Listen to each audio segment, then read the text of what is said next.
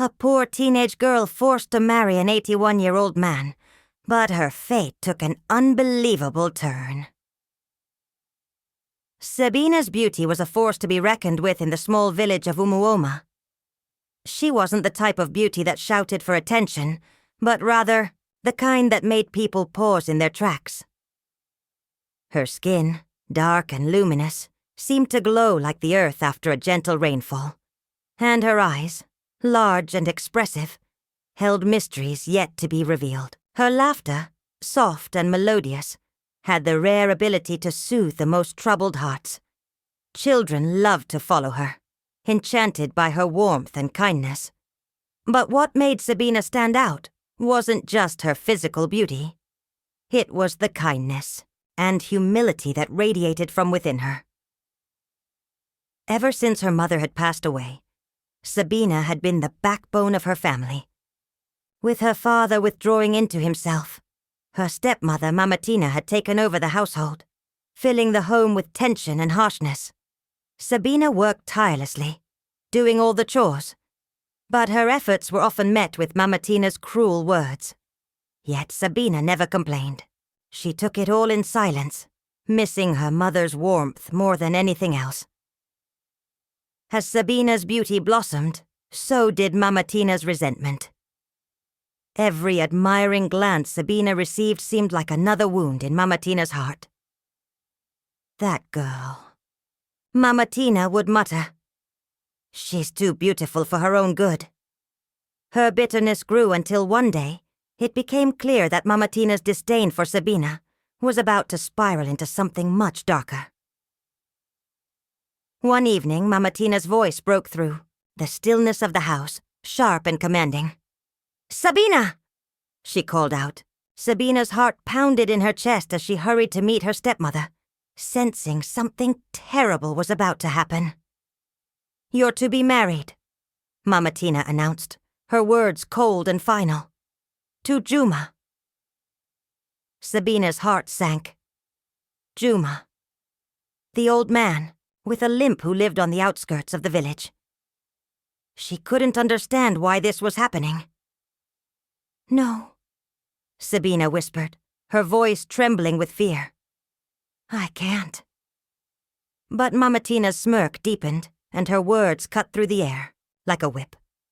"You will, or I will make sure you regret it." Desperate, Sabina turned to her father, the man who once held her in his arms. But he merely looked away, silent and distant. Her heart shattered, realizing her father, too, had abandoned her. She had no one left. Tears flooded Sabina's eyes as she fled into the forest, finding refuge beneath the tallest tree she could find. She cried for the life she had lost, for the dreams that would never come true, and for the love she had silently hoped to find with Kenzo. Kenzo, her childhood friend, the boy who had always stood by her side. He was now a young, strong hunter, known throughout the village for his skill and quiet confidence. And though he never said it aloud, Sabina knew his heart belonged to her. It was Kenzo who found her in the forest, his sharp eyes immediately catching the sight of her trembling form. He rushed to her side, concern written all over his face. "Sabina," he said softly. "What's wrong?" Sabina couldn't hold it in anymore. Her words spilled out in a flood of emotion. "They're marrying me off, Kenzo, to Juma. I don't have a say.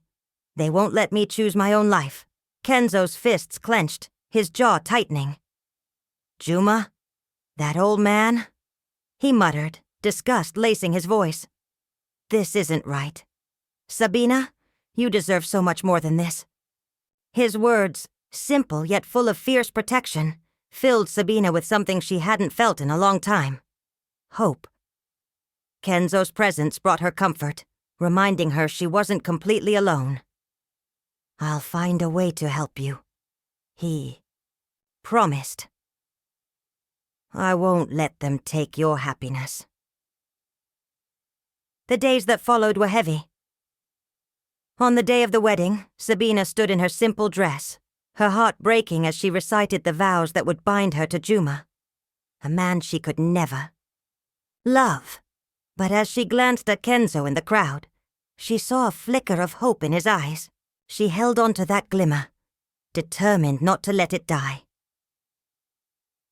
The morning after the wedding, Sabina sat alone in her new home, staring out the window at the field she once ran through freely.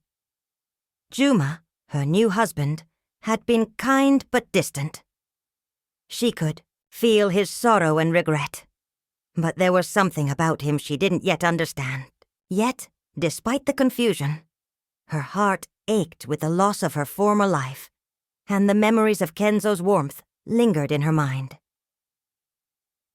One day, Sabina heard Mamatina's voice again, this time ringing in her ears as she entered their modest home, her entourage of friends snickering at the sight of Sabina's new life. "Sabina, I see you found yourself a nice, limp old man. How does it feel to have married so far beneath you?" Sabina's humiliation grew heavier with each passing word. Just as the mocking voices reached their peak, a deep voice interrupted, strong and unwavering. "That's enough!" Kenzo stepped forward, his presence commanding the attention of the entire village. "Sabina doesn't deserve this. She doesn't deserve your cruelty." The crowd fell silent as Kenzo stood between Sabina and her tormentors, his gaze focused solely on Mamatina. "She's stronger than you think," he said, defending her against Mamatina's venom. "And I won't stand by and let you humiliate her." The tension was palpable. Mamatina, who had always held power in the village, faltered. For the first time she backed down, her words lost to her as Kenzo stood tall, unwavering in his support for Sabina. And for the first time in years, Sabina felt a glimmer of something she hadn't felt in a long time. Hope. Days passed, and as Sabina and Kenzo spent more time together, a bond that had always been there grew into something stronger. But it wasn't until one quiet evening by the river that Kenzo took a deep breath and finally spoke what had been weighing on his heart. "Sabina," he said, his voice steady but filled with emotion. "You've been my strength through everything.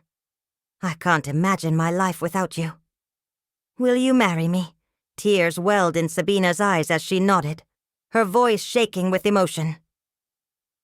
"Yes," she whispered. "Yes, Kenzo. I will marry you." Their wedding was a celebration of love, forgiveness, and new beginnings. It became the talk of Umuma and beyond as the village learned the truth about Sabina's father, Juma, and his hidden wealth. What had once been a place of mockery and cruelty now buzzed with excitement for the couple's happiness. At the wedding, Juma stood with pride, watching his daughter walk down the aisle.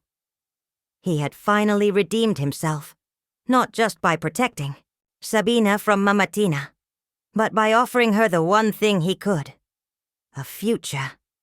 After the ceremony, Juma handed Sabina and Kenzo a gift: a house, a home where they could start their new life together.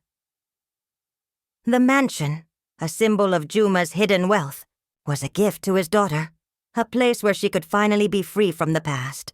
And as Sabina and Kenzo moved into their new home, they found peace, happiness, and the love they had always deserved.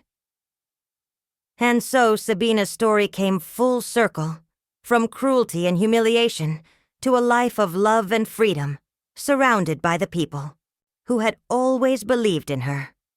With Kenzo by her side, Sabina knew that nothing could ever tear them apart. The love between Sabina and Kenzo reminded everyone that no matter how dark the past may be, with love, forgiveness, and strength, the future can always be brighter.